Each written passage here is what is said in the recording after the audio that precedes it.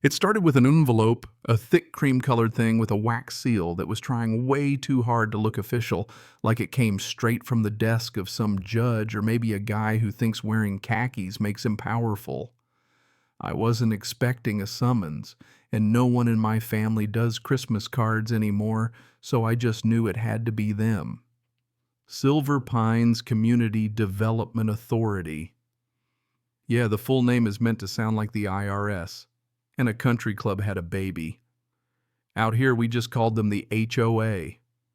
Thing is, my place sits 2 miles from their fancy wrought iron gates, 40 acres, wrapped in pine, not HOA politics.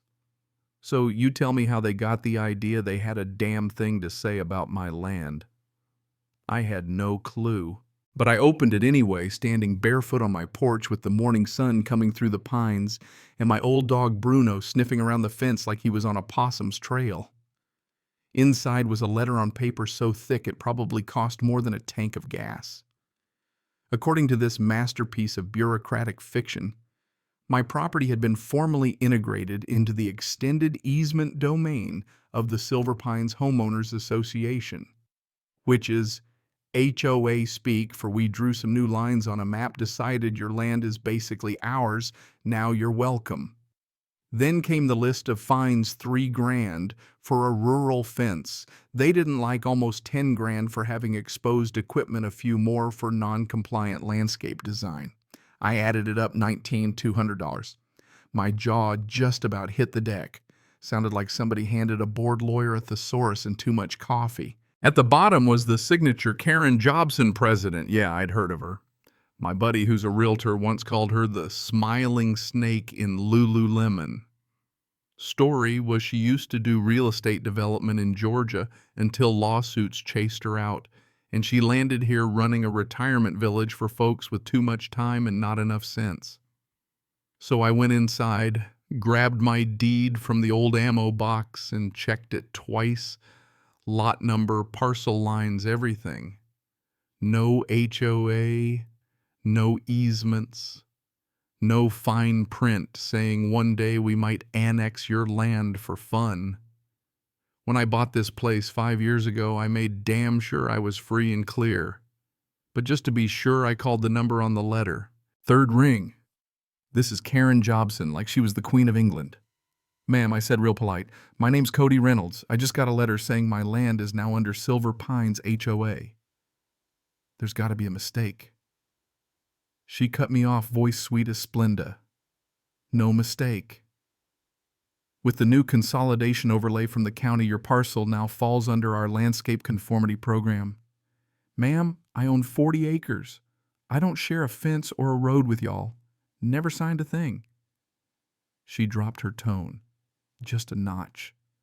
Started using words like cooperative servitude alignment and community integrity.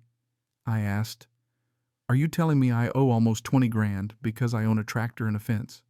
She replied, "You are subject to penalties as outlined in our guidelines. We suggest you hire legal counsel familiar with cooperative zone governance." And then she hung up. I stood there staring at the dead phone, more pissed than scared. Let me back up a sec. When I say I was ready for war, I don't mean shouting in the streets. I mean time-stamping everything, documenting every call, making sure every move was on record. Later that day, my neighbor Garland drove up. Old oil field guy, always smelled like brisket and tobacco, never cared much for property lines. At least that's what I thought. Heard the HOA's been nosing around your place, he said. I eyed him sideways. Timing was a little too perfect. He offered to help out. Said maybe he could be a witness or grab some photos if I needed them.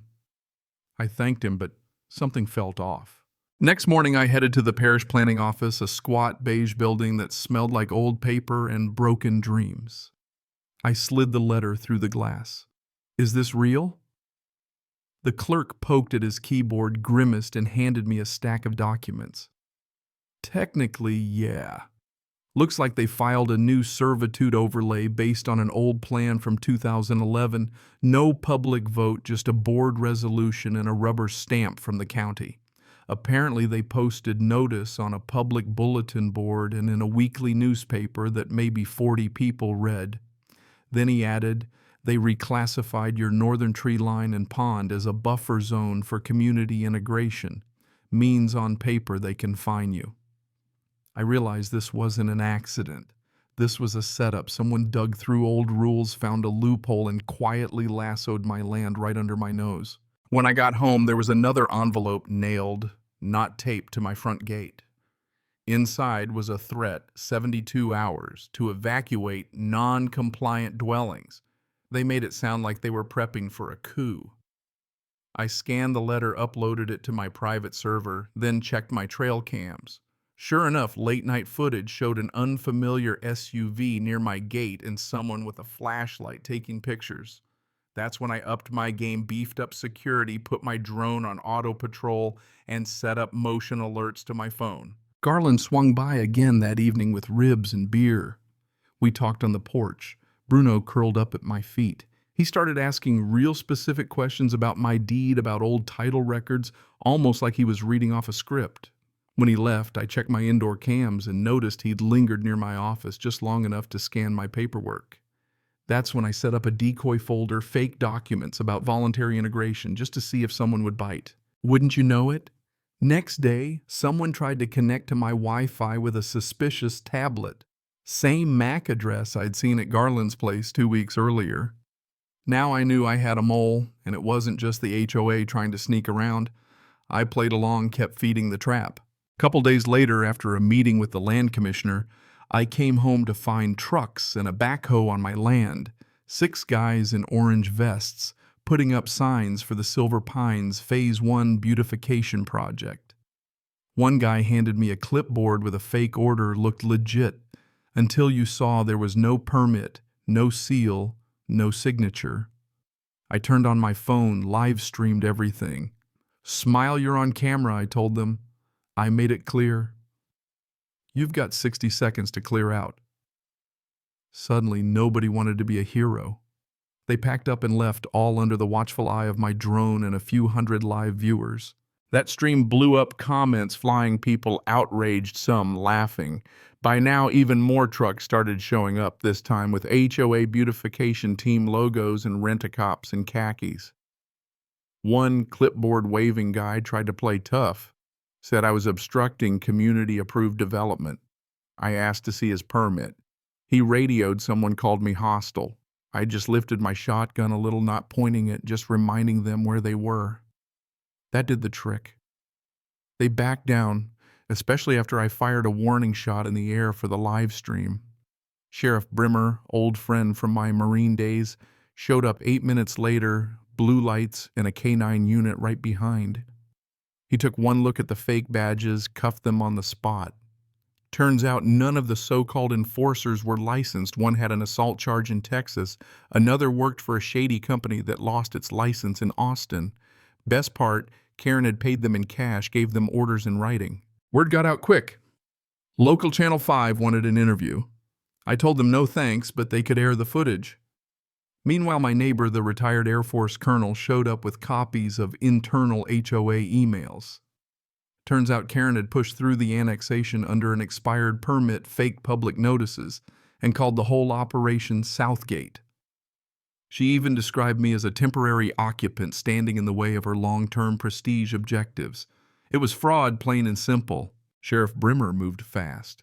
Karen's little operation unraveled in days. The so-called enforcers flipped on her, gave full statements. One even cried in court.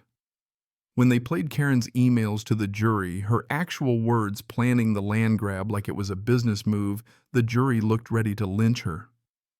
Garland, my neighbor-turned-spy, tried to say Karen manipulated him, but he admitted he'd snuck onto my land and tried to help set me up. That sealed his fate. Judge denied Karen's bail, led her away in handcuffs. A month later, I was back in court, this time with decent coffee and my boots up on the bench. Karen got 14 years fraud, conspiracy, attempted unlawful eviction, and about a dozen other charges. Her henchmen got 6 each. Garland got community service and had to apologize in public, which honestly was enough for me. Best of all, I walked out with a check for $280,000 in damages and a signed court order. My land was officially independent, never to be touched by an HOA again. Silver Pines collapsed. Within a month, 4 other landowners came forward, filed their own suits, and finished what I started. Somebody kept hanging a sign over the old Silver Pines Boulevard Shotgun Ridge Road, established 2023, where Karens fear to tread. I laughed but took it down out of respect. But somebody kept putting it back up every week. We all knew the joke. Now I've got a new steel gate with a brass plate, private land. We feed cows, not Karens. Right underneath the old HOA eviction notice, framed, laminated, bolted to the wood, just in case anybody ever forgets how all this went down. So you tell me, was justice served, or did I just get lucky? I want to hear from you. Drop your thoughts in the comments. Ever been pushed by an HOA? Think the punishment fit the crime? Share your story. Out here, property rights aren't optional. Not now, not ever.